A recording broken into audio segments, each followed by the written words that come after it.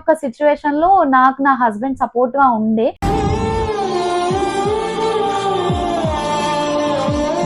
బాబోయ్ నాకు సర్జరీయా ఎలా ఏంటి బేబీ అనేది అస్సలు మూవ్ అవ్వట్లేదు, ఎందుకో తెలీదు. ఏడుపు వచ్చేస్తానే ఉంది, అరే నాకెందుకు ఇట్లా అవుతుంది. అప్పుడే విన్నా ఆ వాయిస్, నిజంగా నా లైఫ్ లో అయితే నేను అస్సలు మర్చిపోలేను. ఆ మూమెంట్ ఇప్పటికీ తలుచుకున్నా నేను చాలా ఎమోషనల్ అయిపోతా అన్నమాట. అసలు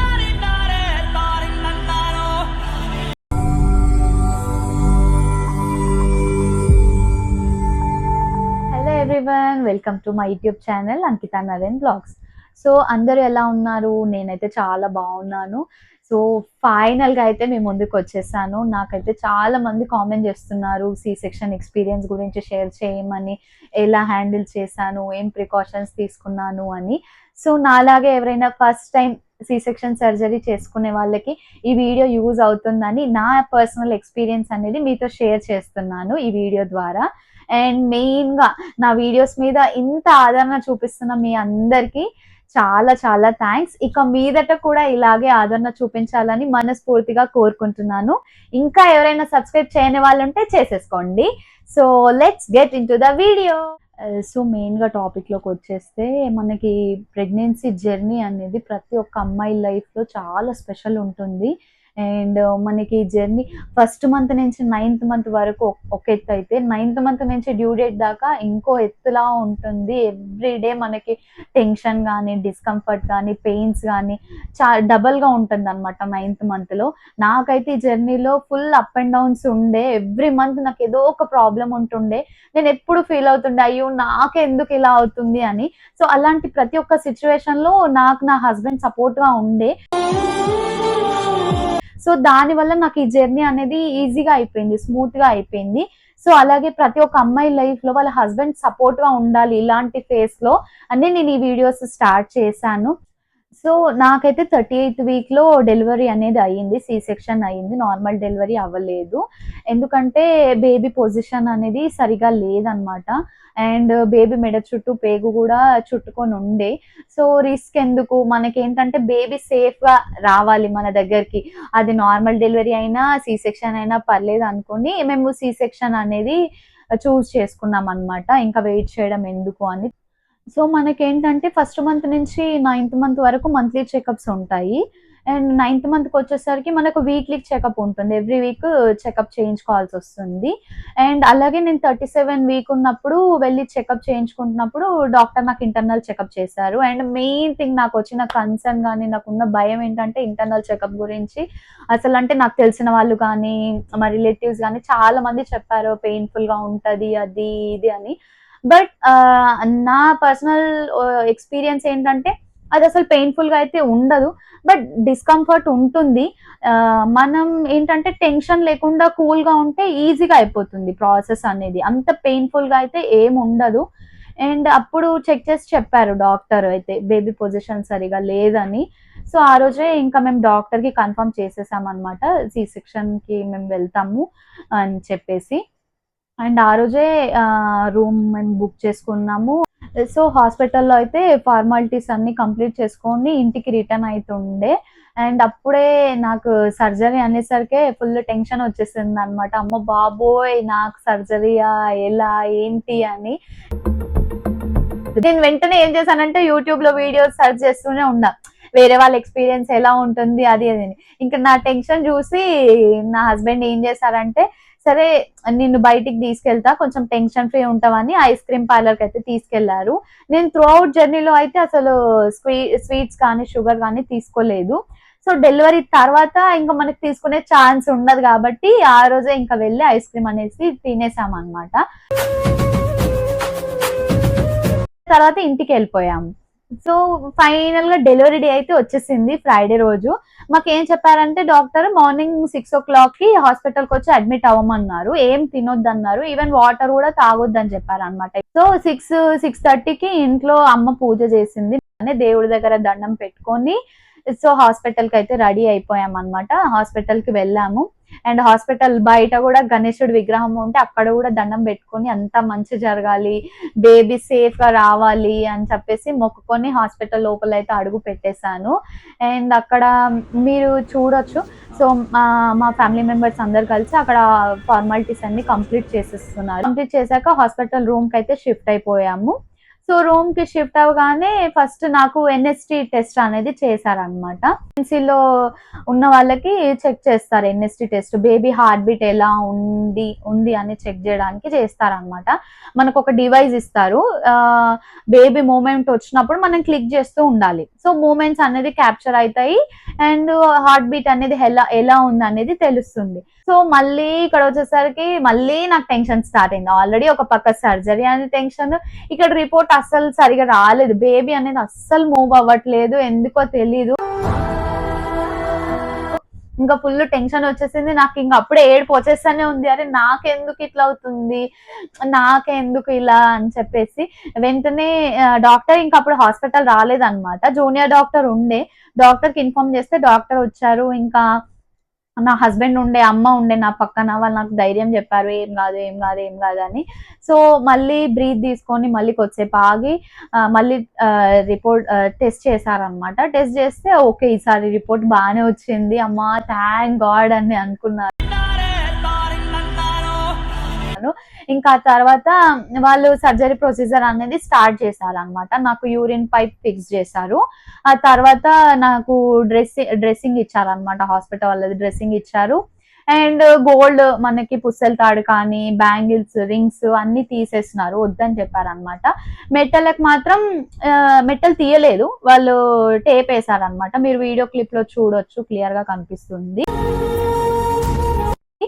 అండ్ ఆ తర్వాత ఇక సర్జరీ రూమ్ కి అయితే నన్ను తీసుకెళ్తున్నారు వీల్ చైర్ లో కూర్చోబెట్టి.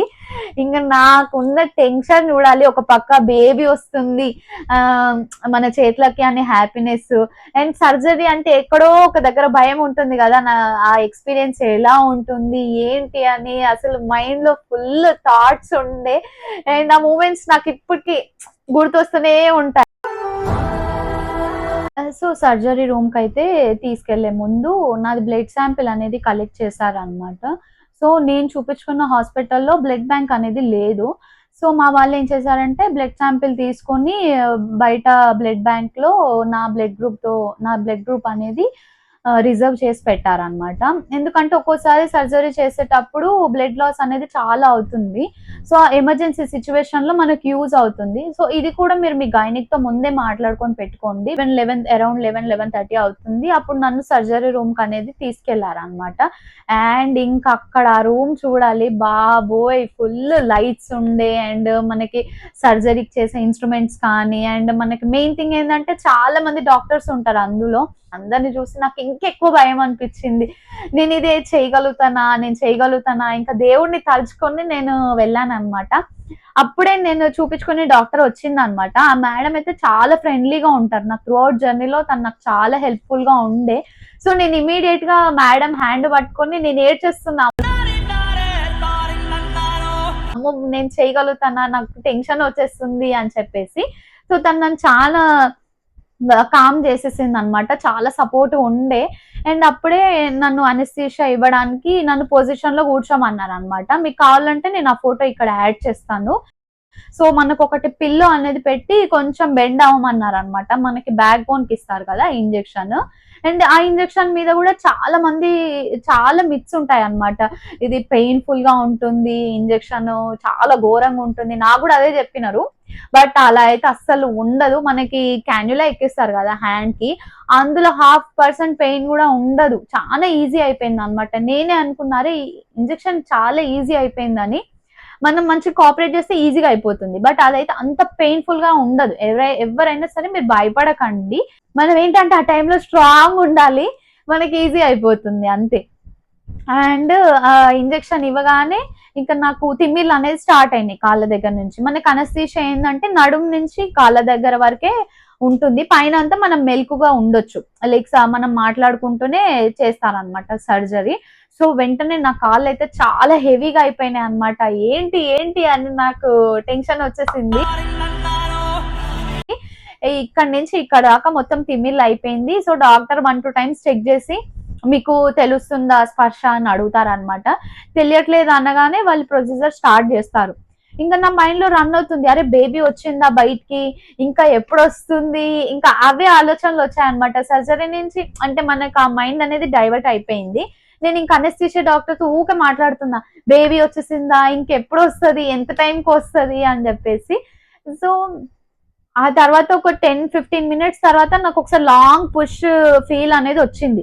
నార్మల్ గా సర్జరీలో ఏంటంటే మనకి పెయిన్ అయితే ఉండదు, బట్ మనం ఫీల్ అవ్వగలుగుతాం అనమాట. డాక్టర్ చేసే ప్రతి ఒక్క స్టెప్ అంటే మన కడుపుని ఎవరో చీల్చేస్తున్నట్టు ఇలా ఇలా ఇలా అవుతూ ఉంటుంది.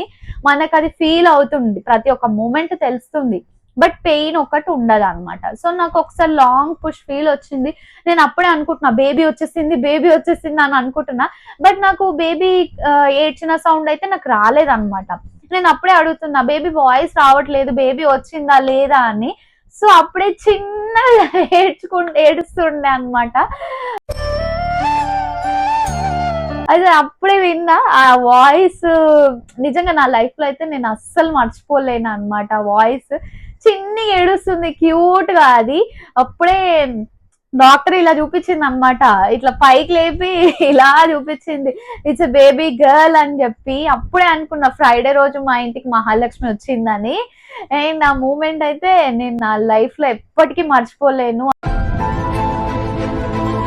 అసలు ఎంత ముద్దుగా ఉండే, అదైతే అసలు పింకిష్ కలర్ లో మంచిగా ఉండే. ఇట్లా చూడడానికి నేను అలానే చూస్తున్నా. అండ్ నేను అడుగుతున్నా, అరే ఒకసారి ఇవ్వండి నాకు, నేను టచ్ చేస్తా అని. సో వాళ్ళు ఏంటంటే క్లీనప్ చేసిన తర్వాత మన దగ్గరికి తీసుకొస్తారనమాట. సో 5 మినిట్స్ తర్వాత నా దగ్గర తీసుకొచ్చారనమాట. ఇలా నా పక్కన పెట్టారు. ఆ మూమెంట్ ఎంత బాగుండేనో అసలు. నా బేబీని నేను చూస్తున్నా అంటే ఇన్ని రోజులు నేను ఈమెనే నా కడుపులో ఉంచింది, ఈమె కోసం నేను ఇంత స్ట్రగుల్ పడ్డానా అని. ఇంకా తర్వాత నేను అడుగుతున్నా, అరే నా హస్బెండ్ కి చూపించండి ప్లీజ్ పాపని, ఎందుకంటే నా హస్బెండ్ కి పాపే రావాలని తనకు ఉండే అనమాట. నేను బాబు అన్నా తను పాప మీద ఉండే అనమాట. సో వెంటనే పాప అనేసరికి, అరే నా హస్బెండ్ కి చూపించండి అని చెప్తుండే. సో ఆ తర్వాత మళ్ళీ ఒక ఇష్యూ. సో బేబీ అనేది ఆక్సిజన్ అనేది సరిగా తీసుకోవట్లేదు అని చెప్పారు. మనకి ఏంటంటే అంకురాల ఫెసిలిటీస్ అయితే చాలా బాగుంటాయండి. అంటే ఎమర్జెన్సీ సిచ్యువేషన్ లో వాళ్ళు చాలా బాగా హ్యాండిల్ చేస్తారు. సో బేబీని అయితే మా హస్బెండ్ కి చూపించిన తర్వాత బాక్స్ లో అయితే పెట్టారనమాట అబ్జర్వేషన్స్ లో. సో 1 hour లోనే అది రికవరీ అయిపోయింది. సో ఇమీడియట్ గా మా ఫ్యామిలీ వాళ్ళకి ఇచ్చారు పాపని. సో నా పర్సనల్ సజెషన్ ఏంటంటే, మీరు ఏ హాస్పిటల్ అయినా డెలివరీకి ప్లాన్ చేసే ముందు మీ గైనిక్ తో మాట్లాడుకోండి. హాస్పిటల్లో ఎలాంటి సర్వీసెస్ ఉన్నాయి, ఎలాంటి ఫెసిలిటీస్ ఉన్నాయి, లైక్ ఆఫ్టర్ బేబీ బోర్న్ అయిన తర్వాత. సో నా విషయంలోకి వచ్చేసరికి బేబీ పుట్టగానే కొంచెం బ్రీతింగ్ ఇష్యూ అనేది వచ్చింది. సో అక్కడ వాళ్ళు డాక్టర్ అక్కడ అంతమంది పీడియాట్రిక్ ఉన్నారు అండ్ ఫెసిలిటీస్ ఉండడం వల్ల బేబీ వితిన్ 1 hour లో సెట్ అయిపోయింది అనమాట. మాకు అంత ఇష్యూ రాలేదు. సో అంటే పుట్టిన తర్వాత చాలా ఇష్యూస్ వస్తాయి అనమాట. సో అది చెప్పలేం ఏ టైంలో ఏమవుతుందో. సో మీరు అవన్నీ చూసుకొని ప్లాన్ చేసుకోండి. ఆ తర్వాత నాకు సర్జరీ ఒక 40 మినిట్స్ 30-40 మినిట్స్ లో అయిపోయింది అనుకుంటా నాకు తెలిసి. అండ్ అప్పుడే నాకు కొంచెం స్లోగా డ్రీజీ ఫీలింగ్ అనేది ఉండే. సో తర్వాత సర్జరీ అయిన తర్వాత నన్ను బయటికి తీసుకొచ్చారు ఐసీయూలోకి షిఫ్ట్ చేయడానికి. సో నేను బయటకు వస్తుండగానే రూమ్ బయట ఇటు సైడ్ నా హస్బెండ్, మా అమ్మ, నాన్న, ఇటు సైడ్ అన్నయ్య, వదిన అందరు వచ్చారనమాట. వాళ్ళు నన్ను చూస్తున్నారు. అండ్ మోస్ట్ మెమరబుల్ మూమెంట్ ఏంటంటే, నా హస్బెండ్ అప్పుడు నన్ను పట్టుకొని అసలు ఫుల్ ఏడ్చారనమాట. నా కోసం ఇంత చేసావు అది ఇది అని చెప్పి. అది నాకు ఇంకా గుర్తుంది. ఫుల్ ఎమోషనల్ అయినాం అనమాట. ఆ తర్వాత ఐసీయూకి షిఫ్ట్ చేశారు. ఇదండి నా డెలివరీ ఎక్స్పీరియన్స్. చాలా బ్యూటిఫుల్ గా ఉండే. అండ్ నేను ఈ వీడియోలో ఏమైనా డీటెయిల్స్ మిస్ చేసి ఉంటే, మీకు ఇంకేమైనా డీటెయిల్స్ కావాలి, ఏమైనా డౌట్స్ ఉంటే, అండ్ నేను సి సెక్షన్ తర్వాత నేను ఎలా రికవరీ అయ్యాను, రికవరీకి ఏం ప్రికాషన్స్ తీసుకున్నాను, బ్రెస్ట్ ఫీడింగ్కి ఏం ఫుడ్ తీసుకున్నాను, ఇలా మీకు ఇంకేమైనా డౌట్స్ ఉంటే కామెంట్ చేయండి. నేను ఫర్దర్ వీడియోస్లో చెప్తాను. అండ్ మీకు ఈ వీడియో కనుక నచ్చితే లైక్ చేయండి, కామెంట్ చేయండి, షేర్ చేయండి. ఇంకా ఎవరైనా సబ్స్క్రైబ్ చేసుకోని వాళ్ళు ఉంటే చేసుకోండి. Thank you so much. Thanks for watching.